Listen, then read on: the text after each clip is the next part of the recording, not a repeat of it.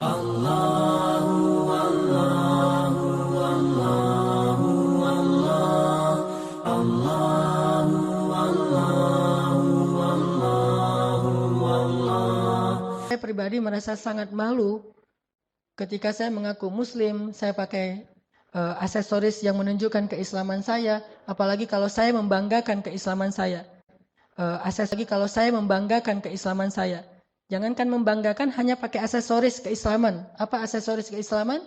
Misalnya diantaranya saya pakai baju koko, saya datang ke masjid, saya sholat, atau mungkin pakaiannya sampai ke jubah, sorban, peci, segala macam. Atau yang bahkan bukan hanya aksesoris keislaman, kebanggaan terhadap Islam. Saya memakai baju dengan tulisan bahwa saya bangga sebagai seorang muslim, saya ini seorang muslim, so what gitu dan seterusnya kan ya. Kan bangga sekali nih dengan keislaman kita dan itu baik. Tetapi di situ ada beban yang luar biasa. Bebannya adalah apakah kita yang mengaku sebagai muslim, bahkan membanggakan keislaman kita, sudah menjadi orang yang paling layak disebut sebagai akhlak terindah di antara manusia? Atau jangan-jangan kita yang mengaku sebagai muslim justru orang melihatnya dengan sebelah mata karena yang mengaku dan membanggakan keislaman itu justru yang paling tidak baik. Atau jangan-jangan kita yang mengaku sebagai muslim justru orang melihatnya dengan sebelah mata karena yang mengaku dan membanggakan keislaman itu justru yang paling tidak baik akhlaknya. Ini bagi saya muhasabah dan akan menjadi rasa malu yang luar biasa sehingga mencoba untuk selalu belajar. Ada orang di belakang mobilnya ditulis La ilaha illallah. Mobil yang di belakang, di kaca belakang sudah ditulis La ilaha illallah, nggak boleh ngebut loh ya. Karena itu bebannya berat. Kalau dia ngebut nggak ada La ilaha illallah, dia tidak membawa kalimat thayyibah dalam akhlak yang khabithah. Tetapi ketika di mobil dia tulis La ilaha illallah, dia tulis misalnya muslim atau apa, dia tulis bahasa-bahasa kebanggaan Islamnya, ini hal yang positif, tidak masalah dengan itu. Kita ingin syiar, tapi syiar itu ada konsekuensinya. Jangan hanya syiar dalam bentuk teks. Tetapi ada tanggung jawab yang lebih besar daripada teks itu sendiri, yaitu tanggung jawab akhlak. Karena orang tidak lihat sholat kita. Dan mereka juga tidak akan merasa kagum dengan sholat kita. Mereka akan lihat dan kagum akhlaknya, lebih baik akhlaknya daripada mereka yang di belakang ditulis mungkin kalimat-kalimat, misalnya FBI, mungkin dia ada kalimat tentang benderanya Amerika, ada benderanya Jepang, orang bangga dengan bendera yang lain. Atau minimal bendera Indonesia, kita pakai benderanya Palestina. Benderanya Arab Saudi, La ilaha illallah. Ini berat membawa kalimat itu. Makanya kenapa di belakang mobil saya tidak ada La ilaha illallah? Karena saya masih suka ngebut di jalan. Alasan. Setidaknya orang tahu suatu saat saya pernah gini. Ini saya waktu itu pakai sorban. Pakai sorban mau ngajar pakai jubah. Karena lagi-lagi alasannya buru-buru gitu. Ngebut kan.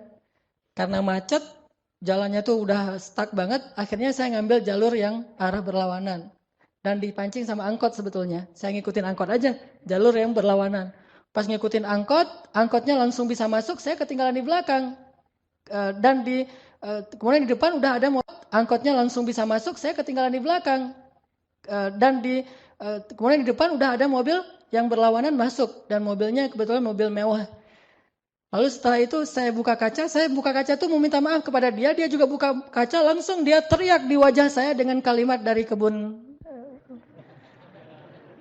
Dan waktu itu mungkin karena dia lihat dari depan ini orang pakai sorban, pakai jubah, tapi kok ngambil jalur orang. Di situ saya merasa sangat malu, bukan marah kepada dia, justru saya menganggap bahwa dia pantas mengatakan itu kepada saya. Harusnya saya membawa aksesoris Islam, pakai sorban, pakai jubah. Belum lagi nanti kalau ada yang kenal itu Ustadz Hanan dan seterusnya.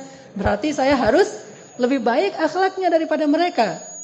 Yang saya maksud dengan akhlak ini bukan urusan pribadi, tetapi bagaimana sikap kita kepada orang lain. Itu terbawa. Apalagi kita, misalnya teman-teman udah pada tahu nih, teman-teman komunitasnya kita di sini, ada yang komunitasnya atlet, mungkin para atlet sepak bola, ada komunitasnya yang lain itu udah rajin ke masjid, bahkan bukan hanya tahu dari orang lain, kita sendiri yang kadang-kadang ngomong, saya ngaji di Al-Latif, saya sekarang lagi coba belajar agama dan seterusnya. Disitulah kita sebetulnya sedang diperhatikan oleh mereka.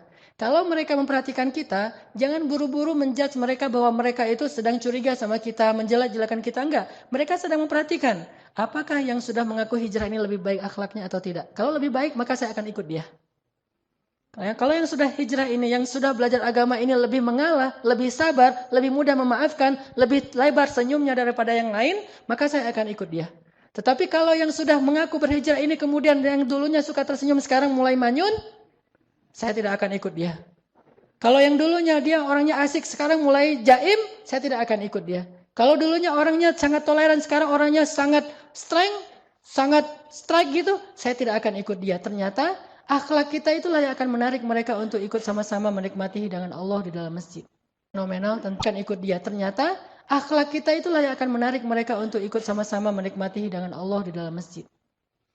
Intinya adalah salah satu yang paling mereka perhatikan itu dan akan membuat mereka takjub itu adalah sifat itsar yang tadi saya coba terjemahkan dengan setia kawan. Mari kita coba baca ayat Al-Quran yang sangat fenomenal tentang masalah itsar yang ada di dalam surat Al-Hasyr. Coba kita buka surat 59, surat Al-Hasyr ayat 9. Surat 59 ayat 9.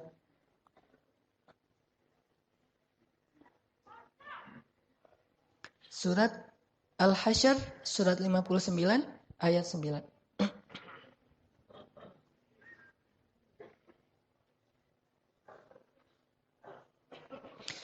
A'udzu billahi minasy syaithanir rajim. Minasy syaithanir rajim.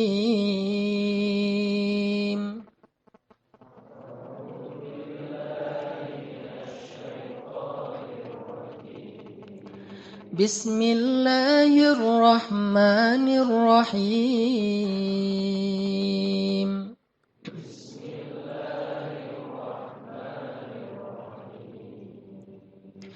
والذين تبوأوا الدار والإيمان من قبلهم يحبون من هاجر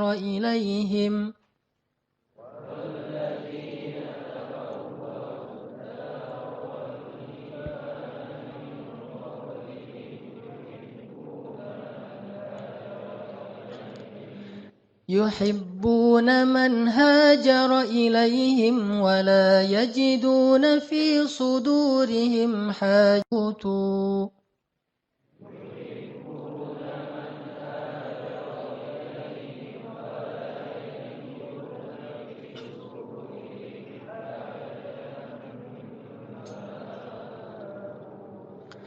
ويؤثرون على أنفسهم ولو كان بهم خصاصة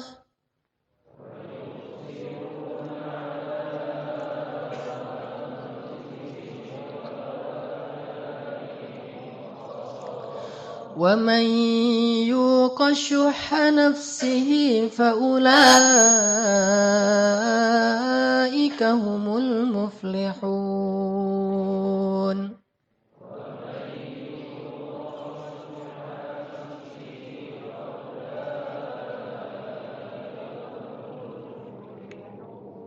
Tangan kaum muhajirin. Mereka adalah orang-orang Ansor yang sangat mencintai orang-orang muhajirin yang berhijrah kepada mereka. Dan mereka itu tiada menaruh satu keinginan pun dalam hati mereka terhadap apa yang diberikan kepada kaum muhajirin. Dan mereka selalu itsar atau mengutamakan orang-orang muhajirin atas diri mereka sendiri, sekalipun mereka dalam keadaan kesusahan. Dan siapa yang dipelihara dari kekikiran dirinya, mereka itulah orang-orang yang beruntung. Teman-teman sekalian, di dalam ayat 9 ini Allah Subhanahu wa taala menyebutkan satu kata itsar dalam bentuk verb atau kata kerja, yaitu kalimat wa yu'thirun. Wa yu'thiruna ala anfusihim walau kana bihim khasasah. Dan yang diambil sebagai sampel atau contoh tentang itsar di dalam Al-Qur'an itu adalah satu kaum, bukan satu individu. Ini menunjukkan bahwa sifat itsar ini dimiliki oleh orang banyak. Sebagai sampel atau contoh tentang itsar di dalam Al-Quran itu adalah satu kaum, bukan satu individu. Ini menunjukkan bahwa sifat itsar ini dimiliki oleh orang banyak yang luar biasa, yang mereka disebut oleh Allah dengan istilah kaum Ansor, yang terdiri dari suku Aus dan suku Khazraj. Orang-orang Ansor, orang-orang Madinah. Ternyata orang-orang Madinah ini adalah orang-orang yang ahlul itsar, orang yang sangat luar biasa dalam beritsar, dalam setia kawan itu luar biasa orang Ansor. Sangat terlihat nanti kisah-kisah itsarnya orang Ansor itu gimana mereka bisa setia kawan, bagaimana mereka bisa lebih mengutamakan orang muhajirin daripada diri mereka, sampai ke tingkat yang kita tidak bisa mengerti, sampai ke tingkat yang tidak bisa dipercaya oleh akal kita. Begitu luar biasanya sifat setia kawannya kaum Ansor. Di antara contoh setia kawannya kaum Ansor misalnya, ketika kaum muhajirin datang ke Madinah, kemudian mereka membutuhkan, Ansor membagikan setengah dari rumah mereka untuk muhajirin. Memberikan setengah dari tanah mereka untuk muhajirin. Bahkan ada di antara mereka yang menyerahkan seluruh hartanya untuk kaum muhajirin dan mereka kemudian tinggal bersama keluarga mereka yang lain. Jadi kalau ada adik kakak berlima nih, maka salah satu di antara yang orang 5 ini menyerahkan seluruh hartanya kemudian dia numpang tinggal bersama keluarganya yang lain. Saking ithar, saking setia kawannya kepada kaum muhajirin. Ini yang dilakukan oleh orang Ansar. Sehingga ketika Rasulullah dan sahabat muhajirin datang ke Madinah, mereka tidak kelaparan. Mereka tidak kedinginan. Mereka tidak kepanasan. Mereka semuanya mendapatkan tempat seperti yang mereka dapatkan di kampung halaman mereka. Karena ithar dari kaum Ansar. Siapa di antara kita yang bisa seperti ini? Datang orang yang kita tidak kenal sama sekali. Kalau ithar kepada para sahabat, setia kawan dengan teman-teman itu, ini kita mungkin bisa. Bahkan ada di antara kita yang mungkin punya pengalaman di masa-masa lalu saat kita punya komunitas motor mungkin atau komunitas hobi yang lain.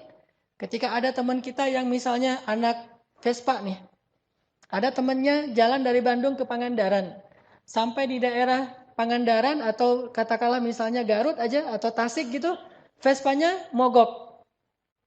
Kemudian dia telepon tengah malam, jam 1 malam dia telepon temannya di Bandung. Bro, Vespa saya mogok gitu. Dan saya sekarang, kamu lagi di mana? Lagi di Tasik, ini mau ke Pangandaran. Mogok udah berapa kali dibenerin nggak bisa hidup, nggak bisa nyala. Saya sendiri sekarang di jalan. Oh ya udah, lo tunggu ya di situ ya, bentar lagi gue datang gitu. Akhirnya dia dari Bandung jauh-jauh naik Vespa juga ke Pangandaran. Untung nggak mogok lagi di daerah Ranca Ekek gitu. Jauh-jauh datang ke Pangandaran, ditelepon oleh temannya dalam waktu hitungan menit, dia langsung siap-siap, langsung berangkat ke Pangandaran. Dia nggak pernah berpikir pernah berpikir, yang efektif mah bukan saya yang datang, saya cari bantuan aja, saya telepon 911 atau apalah istilahnya. Jangan saya yang datang, kan cari efektivitas ya. Bagi mereka bukan efektivitas, tetapi bagaimana menunjukkan setia kawannya. Mungkin kalau mau efektif, dia akan telepon saudaranya yang ada di Tasik, tolong bantu teman saya, itu aja udah setia kawan. Tetapi dia tidak ingin kebaikan ini diambil oleh orang lain. Dia yang harus mengambil kebaikan ini. Sehingga dia datang jauh-jauh dari Bandung, ke Tasik, ke Garut, bahkan sampai ke Pangandaran, menyusul temannya yang sedang menunggu di sana dalam keadaan sedang membutuhkan pertolongan. Ini dilakukan oleh orang-orang yang tidak mengenal agama. Harusnya